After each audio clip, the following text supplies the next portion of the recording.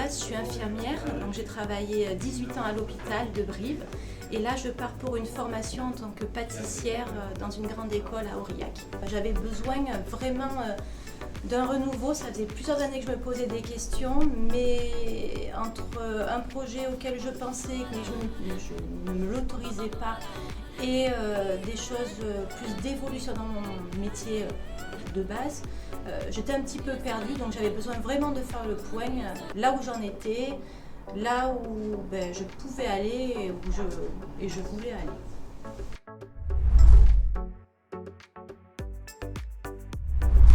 Alors j'ai choisi l'INESUP déjà pour sa réputation, j'en ai déjà entendu parler que en bien.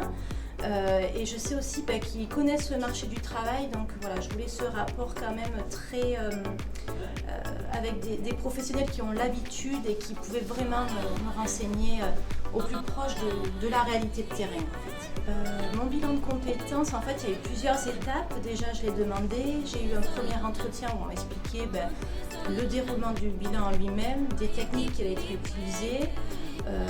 Et puis après, j'ai commencé vraiment ce bilan avec ma chargée de bilan qui m'a suivi du début à la fin du bilan. Toujours la même personne, une psychologue du travail, quelqu'un qui avait une expérience dans mon milieu d'ailleurs. Donc déjà au niveau des discussions, il y avait vraiment des échanges de qualité.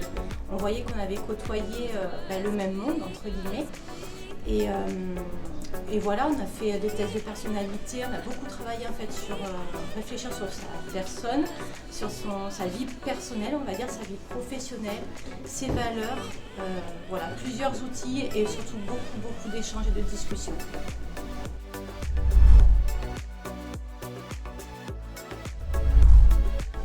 Alors pour le financement de mon bilan de compétences, je me suis renseignée auprès de la responsable formation de la DRH de l'hôpital qui m'a expliqué toutes les démarches qu'il y avait à faire auprès de l'ANFH, qui est la structure de financement des demandes de formation.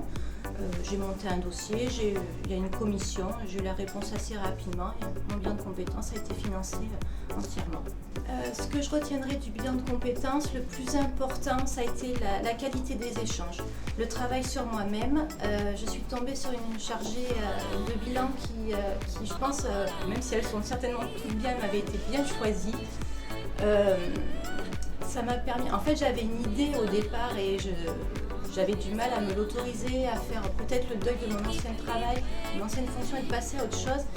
Et je suis tombée sur quelqu'un qui m'a fait plus travailler sur moi-même finalement que sur le travail. Elle ne m'a pas apporté de réponse en me disant vous allez faire ça ou pas ça. Ça a été comprendre où j'en étais, mais dans tous les sens du terme, professionnellement et aussi sur la vie perso, ma personnalité. Et puis on change sur plein de choses avec l'âge, l'expérience et les envies. Voilà. Donc je retiendrai surtout la qualité de ces échanges, un temps dédié, un temps vraiment qui m'a permis de me poser et reposer moi vraiment. Le premier résultat très factuel, on va dire, c'est que je fais une reconversion totale, puisque voilà, j'ai fini ma mission d'infirmière à l'hôpital, je prends une disponibilité après le congé formation. Donc voilà, j'attaque l'école au 1er février, ça c'est factuel. Je rentre dans une école de pâtisserie, voilà, sur Aurillac, pareil, je m'étais renseignée. Et deuxièmement, sur l'autre plan, on va dire, ce que ça a changé pour moi, c'est aussi au niveau personnel, vie personnelle, parce que voilà, c'est un nouveau projet de vie perso, mais surtout familiale. Donc il y a tout ça, il y a le changement, le renouveau, se lancer dans autre chose, professionnellement et aussi les rencontres. Enfin, humainement, ça change énormément de choses.